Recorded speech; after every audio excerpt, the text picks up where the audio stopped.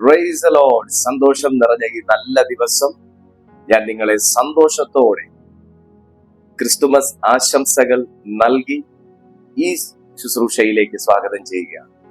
ലോകം മുഴുവനും ക്രിസ്തുമസ് ആഘോഷിച്ചുകൊണ്ടിരിക്കുകയാണ്. ഇതിനോടകം നിങ്ങൾ ക്രിസ്തുമസിനെ കുറിച്ച് അനേക സന്ദേശങ്ങൾ നിങ്ങൾ കേട്ടിട്ടുണ്ടാകും. 10 മിനിറ്റുള്ള വ്യത്യസ്തമാർന്ന ചില ചിന്തകൾ പരിശുദ്ധാത്മാവിൽ നിങ്ങളിലേക്ക് കൈമാറി ഞാൻ നിങ്ങൾക്കായി പ്രാർത്ഥിക്കാൻ പോവുകയാണ്. തീർച്ചയായിട്ടും ഈ സന്ദേശം നിങ്ങൾക്ക് ഒരു പുതുജീവനെ. ക്രിസ്തുമസ് എന്ന ഒരു ദിനം, ഒരു ദിവസം, ഒരു ഓർമ്മ നമുക്ക് ഉണ്ടായത് തന്നെ യേശു ക്രിസ്തു ഈ ഭൂമിയിലേക്ക് അയക്കപ്പെട്ടതുകൊണ്ടാണ്. കർത്താവ് യേശു ഈ ഭൂമിയിലേക്ക് വന്നില്ലായിരുന്നെങ്കിൽ ഇങ്ങനൊരു ദിനമില്ല, ഇങ്ങനൊരു ദിവസമില്ല, കലണ്ടറിൽ ഇങ്ങനൊരു പേരില്ല. യേശു കർത്താവ് ഈ ഭൂമിയിലേക്ക് വരുന്നു എന്ന് ആദ്യം അറിഞ്ഞത് അല്ലെങ്കിൽ ദൂതൻ അറിയിച്ചത് രാജാക്കന്മാരുണ്ടായിരുന്നിട്ടും രാജാക്കന്മാരോടല്ല, പണ്ഡിതന്മാരുണ്ടായിരുന്നിട്ടും പണ്ഡിതന്മാരോടല്ല, ജ്ഞാനികൾ ഉണ്ടായിരുന്നിട്ടും ജ്ഞാനികളോടല്ല, ആട്ടിടയന്മാരോടാണ്. അർത്ഥം, ക്രിസ്മസ് അർഹതയുള്ളവർക്ക് വേണ്ടിയുള്ളതല്ല. ക്രിസ്മസ് ആവശ്യക്കാർക്ക്, ആവശ്യമുള്ളവർക്ക് വേണ്ടിയിട്ടാണ്. എന്നെ ഈ മെസ്സേജ് നിങ്ങൾ കേട്ടുകൊണ്ടിരിക്കുമ്പോൾ നിങ്ങൾ ഇങ്ങനെ ചിന്തിക്കുന്നുണ്ടോ, ഞാൻ ചിലതിനൊന്നും യോഗ്യനല്ല, ഞാൻ ചിലതിനൊന്നും അർഹതയില്ല, എനിക്ക് അവിടെയൊന്നും പോകാൻ അർഹതയില്ല, എനിക്ക് ഇങ്ങനെയൊന്നും ചെയ്യാൻ അർഹതയില്ല. എന്നാൽ ഞാൻ നിങ്ങളോട് പറയട്ടെ, അർഹതയുള്ളവർക്ക് വേണ്ടിയിട്ടല്ല, ആവശ്യക്കാരന് വേണ്ടിയിട്ടാണ് യേശു ക്രിസ്തു വന്നത്. ഇന്ന് ഈ സന്ദേശവും നിങ്ങളോട് ഈ ദൂത് അറിയിക്കാൻ വേണ്ടിയിട്ടാണ് കർത്താവ് കേൾപ്പിക്കുന്നത്. അർഹത എന്ന ഒരു വാക്കിനെ ദൈവം മാറ്റി ആവശ്യക്കാരൻ എന്ന നിങ്ങളെ ദൈവം നോക്കി.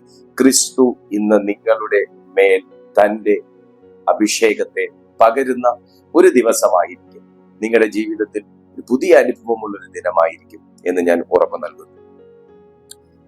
കർത്താവായ യേശു ക്രിസ്തു കൊട്ടാരമുണ്ടായിട്ടും കൊട്ടാരത്തിലല്ല ജനിച്ചത്. രാജാവിന് വീടുണ്ടായിട്ടും വീട്ടിലുമല്ല ജനിച്ചത്. താൻ ആരും പ്രതീക്ഷിക്കാത്ത ഒരിടത്ത് പുൽത്തൊട്ടിയിലാണ് കർത്താവായ യേശു ക്രിസ്തു ജനിച്ചത്. ദൈവം പ്രവർത്തിക്കുന്നത് കൊട്ടാര സമമായ ഇടങ്ങളിൽ മാത്രമല്ല, ദൈവം പ്രവർത്തിക്കുന്നത് ഉന്നതന്മാരുടെ വീടുകളിൽ മാത്രമല്ല.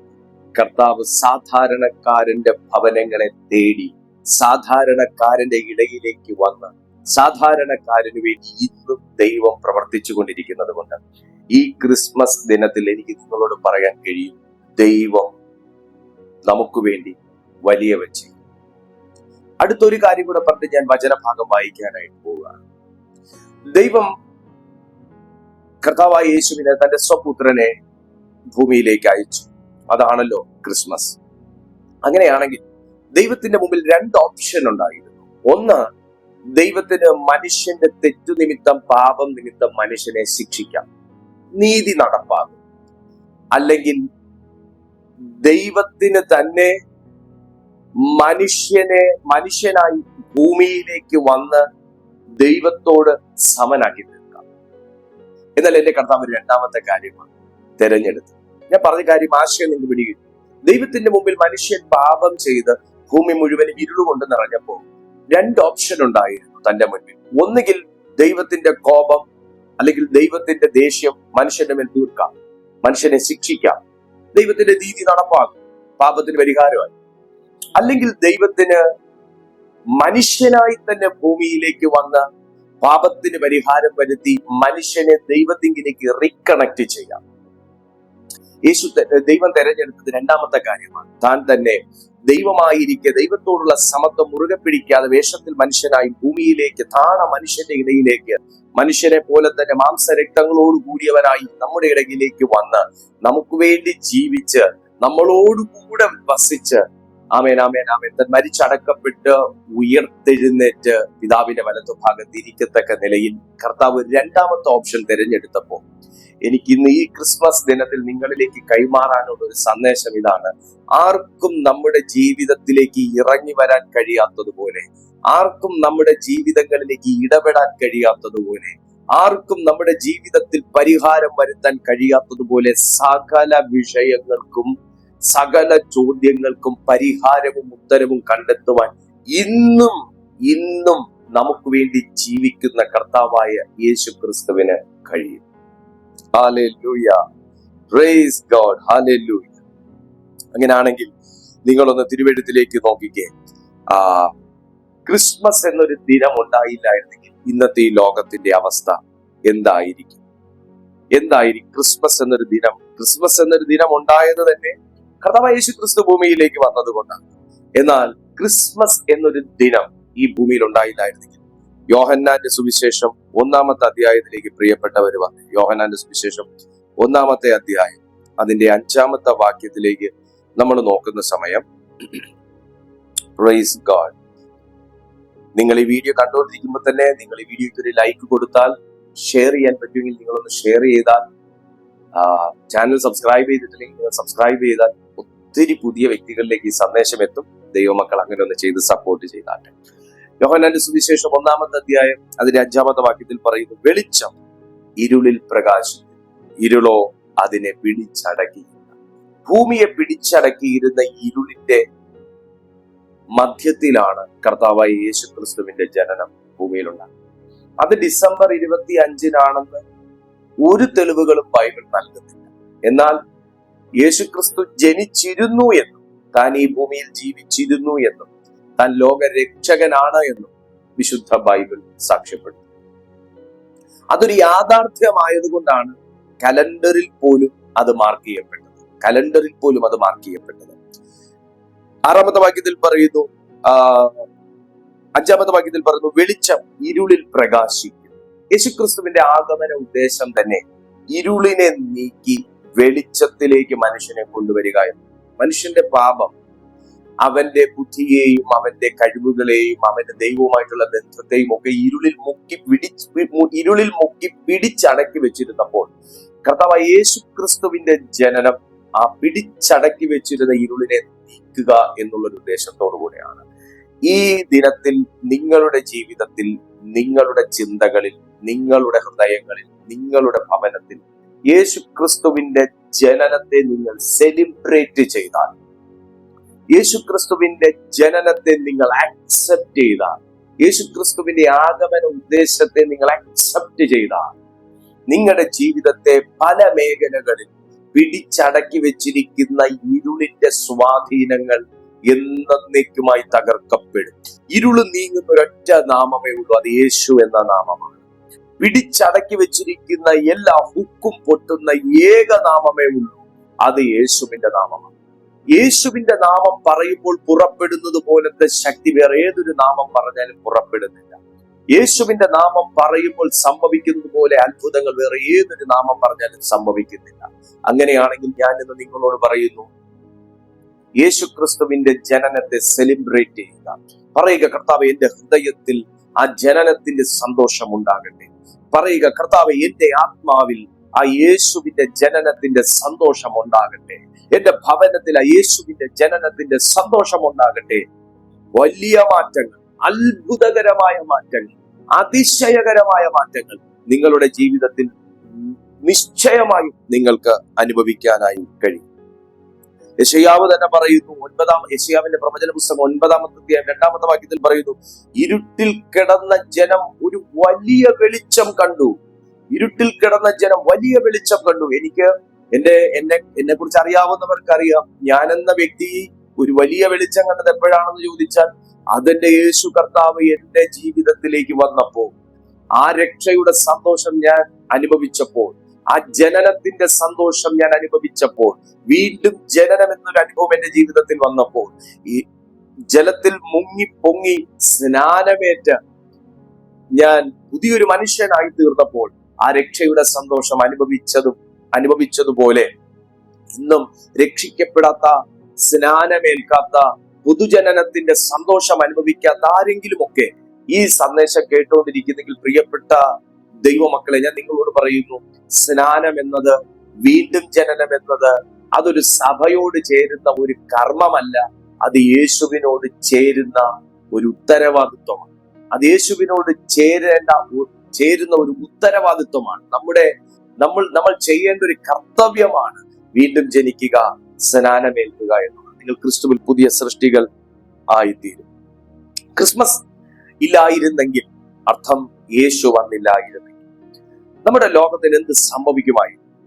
എഫേസ്യർക്ക് എഴുതിയ ലേഖനം 2-ാമത്തെ അധ്യായം അതിന്റെ 12-ാമത്തെ വാക്യത്തിലേക്ക് നിങ്ങളൊന്ന് വരിക. എഫേസ്യർക്ക് എഴുതിയ ലേഖനം 2-ാമത്തെ അധ്യായം അതിന്റെ 12-ാമത്തെ വാക്യത്തിലേക്ക് വന്നാൽ, അക്കാലത്ത് നിങ്ങൾ ക്രിസ്തുവിനെ കൂടാതെയുള്ളവരും ഇസ്രായേൽ പൗരതയോട് സംബന്ധമില്ലാത്തവരും വാഗ്ദത്തത്തിന്റെ നിയമങ്ങൾക്ക് അന്യരും പ്രത്യാശയില്ലാത്തവരും ലോകത്തിൽ ദൈവമില്ലാത്തവരുമായിരുന്നു എന്ന് ഓർത്തുകൊള്ളുവിൻ.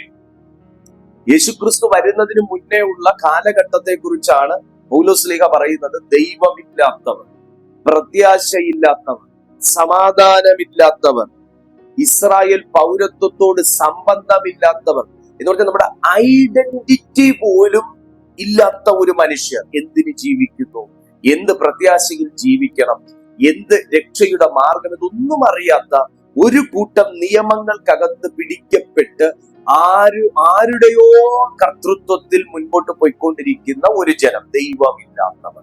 എന്നാൽ യേശുക്രിസ്തു വന്നതോടെ ക്രിസ്മസ് എന്ന ഒരു ആശയം, ക്രിസ്മസ് എന്ന ഒരു സെലിബ്രേഷൻ നമുക്ക് ആഘോഷിക്കുവാൻ കഴിയും. യേശുവിന്റെ ജനനത്തെ നമുക്ക് ഓർക്കുവാൻ, യേശുവിന്റെ ആഗമന ഉദ്ദേശത്തെ ഒന്നും കൂടെ ഓർക്കുവാൻ, യേശുവിന്റെ വരവിനെ കുറിച്ച് ഓർത്ത് സന്തോഷിക്കുവാൻ, ആ രക്ഷയിലൊന്ന് സന്തോഷിക്കുവാൻ, ഇരുള് നീങ്ങുന്നതിനെ ഒന്ന് ഓർക്കുവാൻ നമുക്ക് സാധിച്ചു എന്നുള്ളത്, ക്രിസ്മസ് എന്നൊന്ന് നമ്മുടെ ഭൂമിയിൽ അത് നമുക്ക് ആഘോഷിക്കുവാൻ കഴിയുന്നു എന്നുള്ളത്, ഓർക്കുവാൻ കഴിയുന്നു എന്നുള്ളത് കർത്താവായ യേശു ക്രിസ്തുവിന്റെ വരവ് കൊണ്ട് മാത്രം സംഭവിച്ചതാണ്. ദൈവമക്കളെ, നിങ്ങൾ ഓർത്തു നോക്കിയേ, ക്രിസ്മസ് ഇല്ലായിരുന്നെങ്കിൽ ഇങ്ങനൊരു സന്ദേശമില്ല, ഇങ്ങനൊരു പ്രസംഗമില്ല, ഇങ്ങനൊരു വീഡിയോ ഇല്ല, നമുക്കൊരു പ്രത്യാശയില്ല.